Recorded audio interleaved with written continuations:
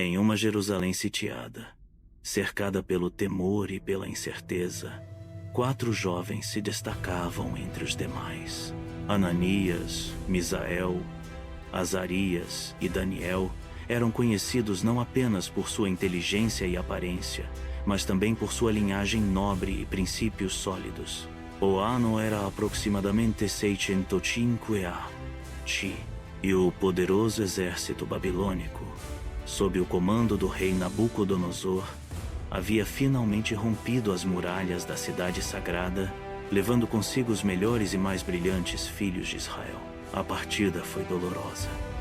Os 4 jovens, arrancados de suas famílias e de tudo que conheciam, foram conduzidos a uma terra estranha, onde a língua, os costumes e até mesmo as crenças eram diferentes. O choque cultural era imenso, mas logo perceberam que a Babilônia tinha planos especiais para eles. Ao chegarem à corte babilônica, foram recebidos por Aspenaz, o chefe dos eunucos, homem de confiança do rei. Nabucodonosor, ao contrário de outros monarcas conquistadores que escravizavam e humilhavam os povos subjugados, tinha uma estratégia diferente. Buscava incorporar os talentos das nações conquistadas ao seu governo, tornando o império ainda mais forte e diversificado. Aspenaz recebeu ordens claras: selecionar jovens sem defeito físico, de boa aparência, dotados de sabedoria, conhecimento e discernimento, aptos para aprender a língua e a literatura dos caldeus. Ananias, Misael, Azarias e Daniel foram escolhidos para um rigoroso programa de formação de 3 anos, onde aprenderiam tudo sobre a cultura, a ciência e a religião babilônica. Logo no início, uma mudança simbólica foi imposta. Seus nomes hebraicos, que carregavam referências ao Deus de Israel, foram substituídos por nomes babilônicos ligados à idolatria local. Daniel tornou-se Beltesazar. Ananias passou a ser chamado Sadraque. Misael virou Mesaque. E Azarias recebeu o nome de Abednego. Era uma tentativa clara de apagar sua identidade e assimilá-los à nova cultura.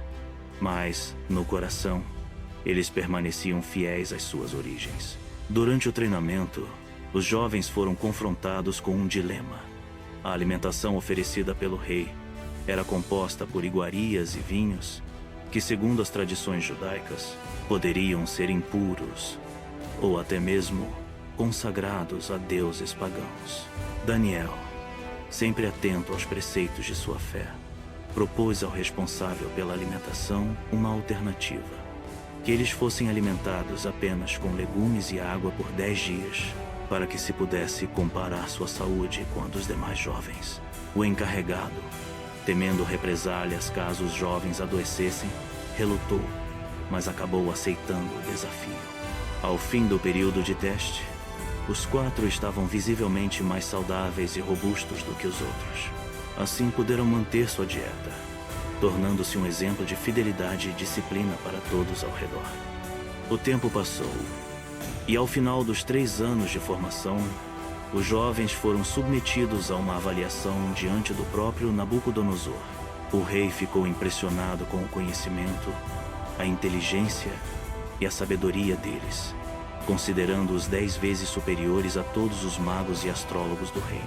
Além disso, Daniel recebeu de Deus o dom especial de interpretar sonhos e visões, habilidade que se tornaria fundamental em momentos futuros. O sucesso dos 4 amigos não era apenas fruto de sua dedicação, mas também do favor divino que repousava sobre eles. Eles se tornaram conselheiros, respeitados na corte, influenciando decisões e mostrando, com sua conduta, que era possível permanecer fiel mesmo em meio a uma cultura hostil. O maior teste de fé, porém, ainda estava por vir. Em um ato de orgulho e vaidade, Nabucodonosor mandou erguer uma colossal estátua de ouro na planície de Dura, ordenando que todos se prostrassem e adorassem ao som de instrumentos musicais. Quem desobedecesse seria lançado em uma fornalha ardente, sem piedade. Sadraque, Mesaque e Abednego, agora conhecidos por seus nomes babilônicos, recusaram-se a adorar a imagem, permanecendo firmes em sua fé, mesmo diante da ameaça de morte. Denunciados por oficiais invejosos, foram levados à presença do rei, que, furioso, lhes deu uma última chance para se curvarem diante da estátua. A resposta dos 3 jovens foi corajosa e inspiradora.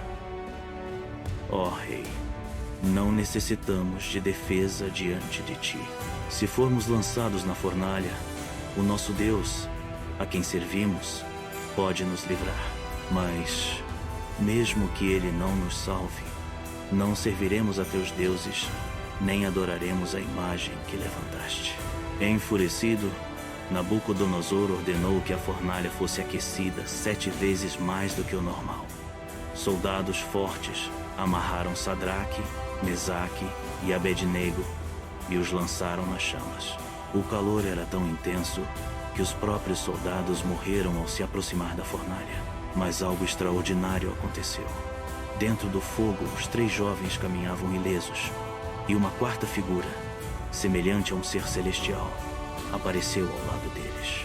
Nabucodonosor, espantado, chamou-os para fora da fornalha. Para surpresa de todos, eles saíram sem sequer o cheiro de fumaça em suas roupas. Reconhecendo o milagre, o rei proclamou: Bendito seja o Deus de Sadraque, Mesaque e Abednego, que enviou o seu anjo e livrou os seus servos. Não há outro Deus que possa salvar desta maneira. E decretou que ninguém poderia falar contra o Deus de Israel. A história desses 3 jovens atravessa os séculos como um poderoso testemunho de coragem, fé e fidelidade. Eles nos ensinam que a verdadeira fé não se limita a palavras, mas se revela em ações, especialmente quando somos desafiados a escolher entre agradar aos homens ou permanecer fiéis a Deus. Sua recusa em se contaminar com a comida do rei, mesmo em pequenas coisas, preparou-os para resistir a provações muito maiores. Eles mostraram que, mesmo em terra estrangeira, longe de tudo que era familiar, é possível manter a integridade e ser luz em meio às trevas. Hoje, ao relembrarmos a saga de Sadraque, Mesaque e Abednego, somos convidados a refletir sobre nossas próprias escolhas e desafios. Em um mundo que frequentemente nos pressiona a abrir mão de nossos valores, a história desses jovens nos inspira a permanecer firmes, confiando que, independentemente das circunstâncias, não estamos sozinhos. Assim como eles, podemos contar com a presença de Deus, mesmo nas situações mais difíceis. Eles nos ensinam ainda que a preparação para grandes provações começa com fidelidade nas pequenas coisas. Cada escolha, cada ato de obediência fortalece nosso caráter e nos prepara para enfrentar desafios ainda maiores. E assim, a saga desses jovens permanece viva, ecoando através das gerações como um convite à coragem, à fé e à esperança.